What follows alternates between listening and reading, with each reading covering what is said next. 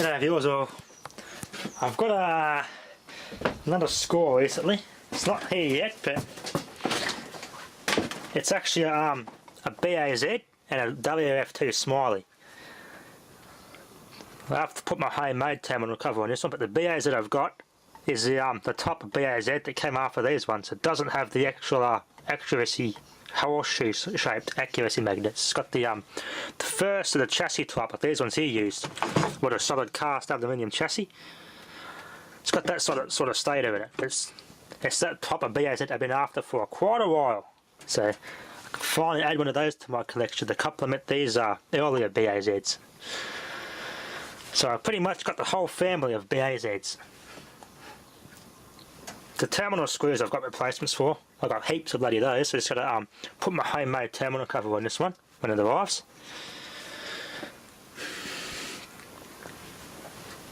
Other than that, nothing else much been happening. Projects, so much been going on. Haven't had time to do projects. Haven't even got time to cut that batch shape and put the capacitor bank in there yet.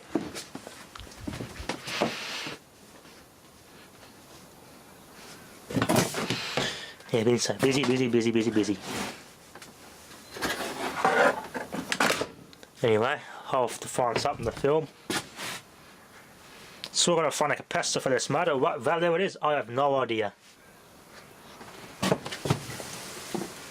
Actually, I'll do a quick confirm, because if I let the capacitor disconnected and I try and turn it on again, I think it does the same thing anyway. I'm not too sure. I'll turn that off and plug it in and do it and test it again. I think it still does the same thing, whether or not the capacitor is connected. I'm not sure why. The wiring in there is exactly how it was before.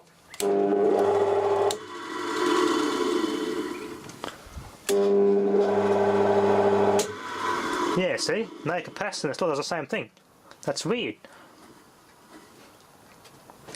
So it starts and stays in the start winding, not spinning fast enough for the switch to disengage. That's weird. Without the capacitor it starts like that. So it must be a special type of capacitor. Certain value that kicks it hard and spins it faster. It's got me stuffed. Because if it's doing that without the capacitor even. I hope the windings are okay. It'd be a shame if the windings on this thing were buggered. It's a pretty freaking good motor.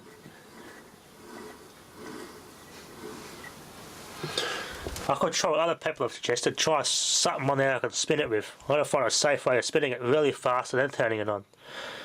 So the switch is disengaged off the start winding, and then see if it powers up and runs on its own like that. If it doesn't, then we know the run winding is gone. I'll have to put like a direct coupler on that and something that can spin that fast, really fast enough to get the switch to engage, so that the motor can run and the start or whatever I'm turning it with won't get spun off. It was easy to do with this motor.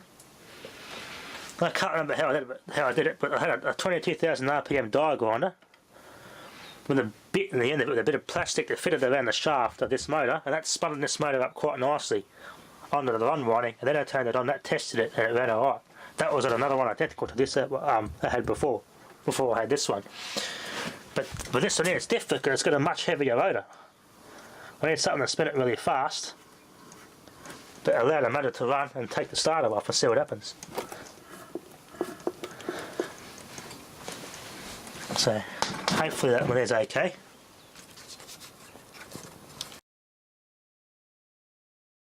Yeah, I'm actually in the process with my local I actually made some phone calls to my local train and freight company here in the town I live in, and apparently they got some shipping containers on stock. I can try and organise a shipping container for our property. I want to see if I can get a 40-foot long shipping container as my storage. And stuff like my TVs, my dishwashers, stuff that's good, I can put them in the shipping container and it'll be all sealed out of the weather and away from pests. So I have a good storage space for excess stuff like this, which I want to keep. Especially any old valve radios, I can store them in there, the monitors, my meters, I can store them in the shipping container and have this just as a man cave to work on stuff. So yeah, that's in the making. I've got to upgrade the heatsink on this. This runs quite well, but it still gets too hot on this heatsink. So I'm going to have to upgrade the heatsink on that to make that a good functional, use all the time workshop light. I've got to scrounge up some bits and pieces to connect this air tank up to this tank. And probably piss this new off, put this new in the main shed to boost our main air compressor capacity. Because they're a good air compressor tank, but for in here it's just too bulky. This will be perfect for in here. I'm going to have to plumb that into there somehow reliably. Out of there, into there, and off, maybe tee it off, or a heavy duty hose from there to there, and have that come off another T-piece. That's probably the best way to do it. Yep, it's got 70 PSI since I last used it. Pretty reliable system. I've tested the GE compressor. It's nice and quiet and runs quite well. I should have grabbed the other two of these while I was there, damn it. I don't know if I'll ever get a chance next time. Hopefully the old fridges will still be there and not scrapped. They're actually quite handy to have these. I just got to make up a mount to hold them vertically. For what it is, it's actually quite a quiet compressor. A lot quieter than the Kirby ones. And I've still got to get this in here running once I get that relay repaired. This one's a bit tricky to wire up, but definitely a keeper. This is Australian history here. It's very nice. That is very nice. I just can't stop looking at it. That is just freaking porn, that is. I think the motor, the pump, it's actually solidly mounted, because if I wobble that, I can't hear any clunking inside that. So it's externally suspended on these springs here. Yeah, it's all solid, one solid unit. So the actual pump unit is actually welded straight on the housing here. There's no springs in there. It's all on the outside. It relies on all that to make it quiet and not rattle. Right, there's more modern compressors. There's springs in there suspending the pump and motor components. Yeah, and that motors up here and the pumps down there on these compressors. I sent a teardown. I remember the teardown Tesla 500 did one of these. Very well made. Hold them up. I'm gonna make a mount to hold them up like that. If I can get the other two, if I get a chance, I'll make a, as I said before in the previous video on these, have 1, 2 and 3 in the bank, and a triangular shaped carry thing. Put them in parallel. It's got the same type of starter that these use, a PTC type starter. So this wires straight up and it goes. Quite a nice compressor these.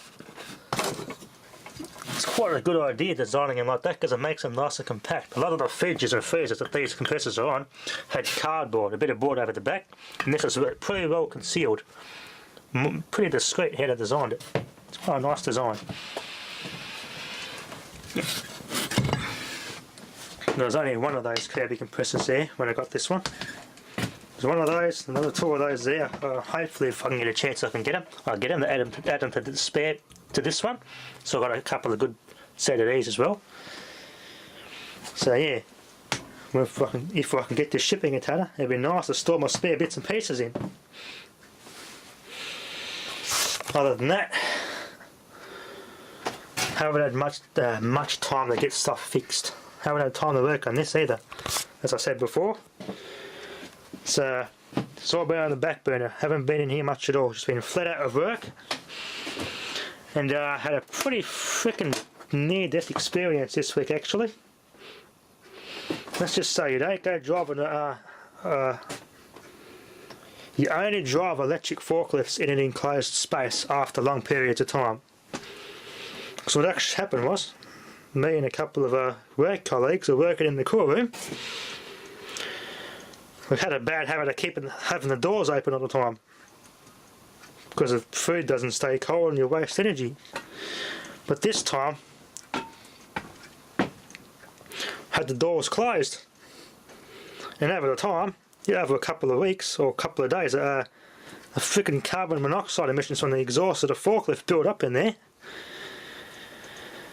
At the start of this week, we worked in there, and a couple of us friggin', me included, I got to the frickin' tea room and collapsed and had to call the ambulance and everything. And another frickin' 5 minutes later, another work colleague had collapsed. So it was like 4 of us all together to go to hospital, get being treated for carbon monoxide poisoning. Frickin' scary, I tell you. It's been a bloody scary week this week at work, I tell you. But we've all implemented some changes now, so all electric forklifts, no more gas-powered forklifts. All Linders too, so we're not going to have all these we're not going to have slow crappy forklifts that are too bulky anyway, because we need our requirements, we require small compact forklifts that are productive and safe, so the Linder forklifts fit that bill quite nicely, and I do quite like the Linder electric forklifts. The E20 models we use at work, the 4-wheeler, not the 3-wheeler version, they're actually quite a nice forklift. They're quick, compact and really productive, so we're going to get another couple of those to replace the other petrol gas ones we've got, just for a quick safety precaution. But yeah, we all got out okay, just had this no one got hurt, everyone's okay including me, so yeah, been a pretty wild week this week. Anyway, I'll get back into this sort of stuff whenever I can get a bloody chance.